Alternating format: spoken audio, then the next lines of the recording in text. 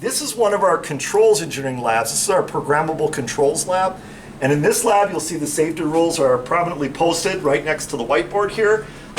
Like many of our labs, you're going to see an instructor must be present to work in this lab. Anytime, this is a lab where they do a lot of wiring. Any of the wiring that they do requires the use of an I/O listing sheet, so they can't just wire. They have to actually have a schematic diagram of what they're wiring. No more than 2 wires per screw terminal.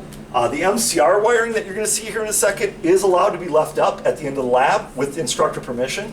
All other control wiring must be removed at the end of each lab period. You'll see that in a minute. All the wiring should be appropriate lengths and neatly terminated.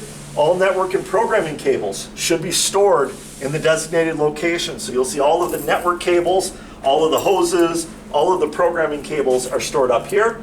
You should sweep up and push in your chairs at the end of the lab. And then any troubleshooting that a student does has to begin with a multimeter. So as we walk over here to one of our stations, I'm just going to shut this door real quick.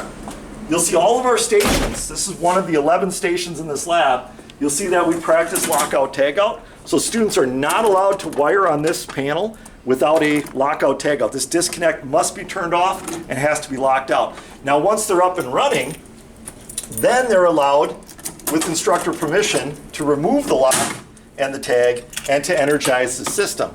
Now in addition to all the I/O wiring that's going to go downstream of here, what you'll see is all of our power originates on our power distribution board right here. So there's no power coming out of this board until this master control relay is turned on. I release the e-stop, I hit on, and now once the students have wired up their PLCs, there would be 0 volts, 10 volts, 24 volts, 120, neutral, and then 240. All of this is finger safe, Phoenix contacts here. All of this would be pulled over, again with the disconnect off, and wired up to the appropriate PLC, HMI, drive, or the applicable I/O. If at any time a student is getting shocked or electrocuted, what we can do is we can hit that emergency stop, and all power from this point on has been removed from the circuit, which gives the instructor really quick access to isolate power to this system.